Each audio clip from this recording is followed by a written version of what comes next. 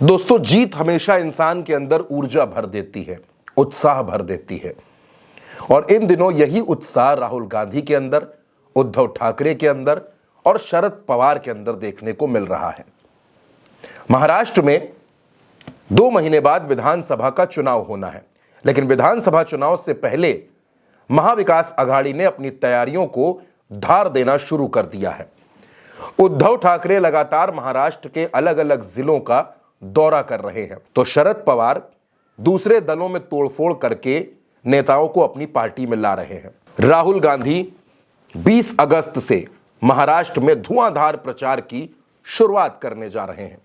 इन सब के बीच उद्धव ठाकरे अचानक दिल्ली आते हैं। सियासी गलियारों में यह चर्चा शुरू होती है कि उद्धव ठाकरे ने अचानक दिल्ली का दौरा क्यों लगा दिया। महज कुछ घंटों के लिए नहीं, बल्कि 3 दिन तक उद्धव ठाकरे दिल्ली में रहे। अलग अलग नेताओं से मिले, अलग अलग दलों के बड़े चेहरों से मिले, कई सांसदों से मिले। लोग ये अटकलें लगा रहे थे कि उद्धव ठाकरे क्या कुछ बड़ा करने वाले हैं।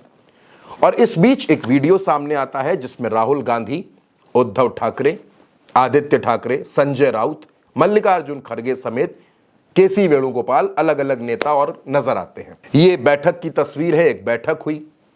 बैठक में चर्चा यह हुई कि आखिर महाराष्ट्र में चुनाव कैसे लड़ना है। कांग्रेस ने संकेत दे दिए कि वो अपने 6 से 7 सिटिंग विधायकों के टिकट काटेगी। उद्धव ठाकरे ने भी यह कहा कि अब महाराष्ट्र पर कॉमन एजेंडा तैयार हो जाना चाहिए। और खबर निकलकर यह सामने आई कि 16 अगस्त को, जी हां दोस्तों, 20 अगस्त को राहुल गांधी एक रैली करने जा रहे हैं मुंबई में, क्योंकि उस दिन राजीव गांधी की जयंती है। राजीव गांधी का जन्म मुंबई में ही हुआ था।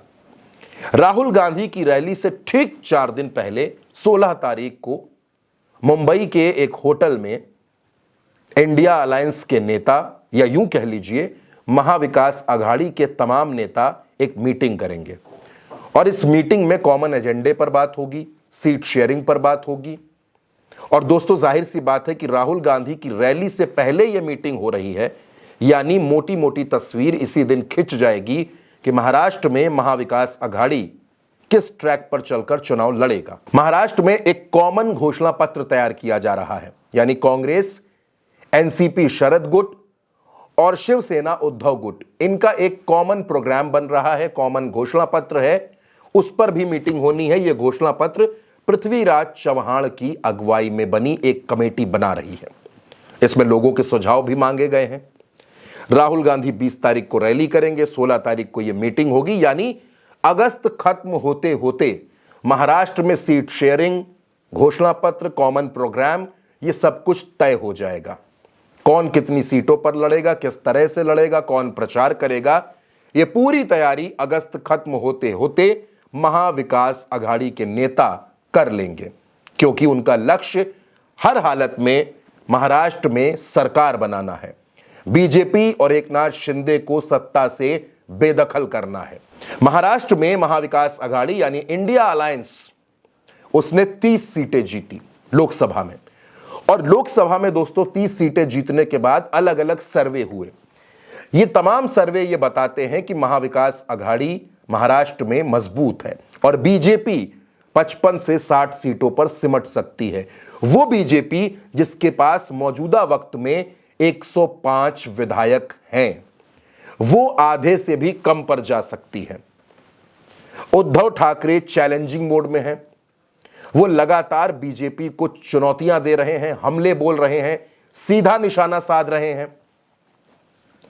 उद्धव ठाकरे इस वक्त बेहद आक्रामक हैं और शरद पवार अंदर की रणनीतियों पर काम कर रहे हैं। यानी महाराष्ट्र में महाविकास अघाड़ी पूरी तरह से इलेक्शन मोड में आ चुका है। उसके तमाम नेताओं को जिम्मेदारियां देना शुरू किया जा चुका है। और दूसरी तरफ दोस्तों महायुति का गठबंधन है। महायुति में क्या हो रहा है? महायुति में सिर्फ फुटौवल है। कोई खुद को सीनियर बता रहा है, कोई दूसरे वाले को जूनियर बता रहा है। मुख्यमंत्री पद को लेकर गजब की रसाकशी देखने को मिल रही है। सीट शेयरिंग बहुत दूर की बात है। और इस लड़ाई में महाविकास अघाड़ी फिलहाल आगे नजर आता है। दोस्तों, राजनीति को समझने वाले लोग ये बात जानते हैं कि एक लोकसभा सीट को आमतौर पर 5 विधानसभा सीटों में प्रभावी माना जाता है। और अगर आप इसका गुणा कर दें तो महाराष्ट्र में महाविकास आघाड़ी तकरीबन 140 से 150 सीटों पर आज की तारीख में प्रभावी है और महाराष्ट्र में बहुमत का आंकड़ा 145 है। यानी महाविकास आघाड़ी पूरी ताकत के साथ चुनाव लड़ेगा और बीजेपी को टेंशन देगा। एकनाथ शिंदे की कुर्सी डोलेगी। अब 16 अगस्त को क्या तय होता है, कितनी कितनी सीटों पर कौन कौन चुनाव लड़ेगा, यह प्रोग्राम कैसे बनेगा, घोषणा पत्र में क्या क्या देखने को मिलेगा और कॉमन प्रोग्राम क्या होगा, इसके लिए 16 तारीख तक इंतजार करिए दोस्तों। एक हफ्ते का यह इंतजार है। एक हफ्ते बाद यह तस्वीर साफ हो जाएगी कि महाराष्ट्र में महाविकास आघाड़ी किस तरह से चुनाव लड़ने जा रहा है और उसकी तैयारियां कितनी मजबूत हैं। दोस्तों, यह खबर आप मेरे साथ उल्टा चश्मा यूसी पर देख रहे थे। मेरा नाम चंद्रकांत है।